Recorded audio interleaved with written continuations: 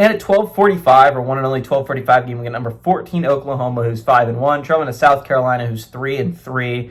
Oklahoma favored by 5.5 points on the SEC Network. John Mateer has gone 115 of 179, thrown for 1,417 yards, 6 touchdowns, 6 interceptions. Torrey Blaylock has had 68 carries for 290 yards and 3 touchdowns. And Isaiah Satania III has had 30 catches for 420 yards and 3 touchdowns. Lenora Sellers for the Gamecocks gone 75 of 114, thrown for 1,010 yards, 4 touchdowns, 2 interceptions. Rasul Faison has had 54 carries for 231 yards and 3 touchdowns. And Vendravius Jacobs had 20 catches for 341 yards and 2 touchdowns. South Carolina is 1-0 all-time against Oklahoma. They beat them last year in 2024, and they won 35-9 on the road at Oklahoma. Oklahoma lost a rough one last week against Texas. That was one that they had to find a way to win, and Texas won that game. Because you're looking at Oklahoma's schedule after this game, they end the season with 5 straight ranked teams.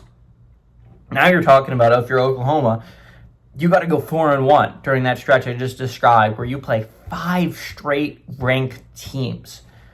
That's just a hard position to put yourself if you're the Sooners, and I think it's going to be really, really hard for me to imagine the Sooners making that run and making the college football playoffs, just because I don't know how well the Texas loss ages, right? Yes, at least it's not a home loss, but it is a neutral field loss. So you don't even get the fact that that was a road loss to Texas, right? Texas is an interesting football team. We're going to talk about them later when they're playing Kentucky. But the fact, I don't know if Texas finishes the season 10-2, right? They could end up way worse than that. And you're talking about, you're probably going to take at least one more loss. If it's 2, that might be detrimental to your playoff hopes. Now, there is a chance that if all 3 losses are quality, that maybe that you could make it as a 3-loss team if you're the Oklahoma Sooners. If the 2-loss teams, one of them has a really, really bad loss.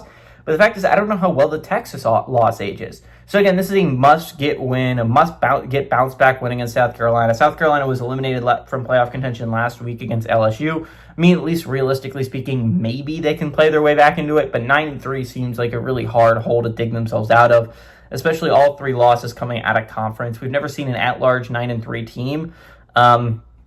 And we don't know how well all these losses are going to age for South Carolina, right? They have losses against Missouri and Vanderbilt and LSU, and while all those seem pretty quality right now, who knows how they age as the season goes on. They have to play each other. So I don't know. I think the Gamecocks are likely dead at this point. I think this is a good bounce-back game for the Sooners, a bounce-back game they desperately need, by the way. I think the Sooners are going to find a way to win this game. John Mateer should be a little bit more healthy this week. Even though he returned early for the Texas game, he did not look 100%. I like the Sooners to go on the road and kind of clobber South Carolina in kind of a get-right game before heading into that rough stretch. Give me the Sooners to win. I like the Sooners to cover on the road.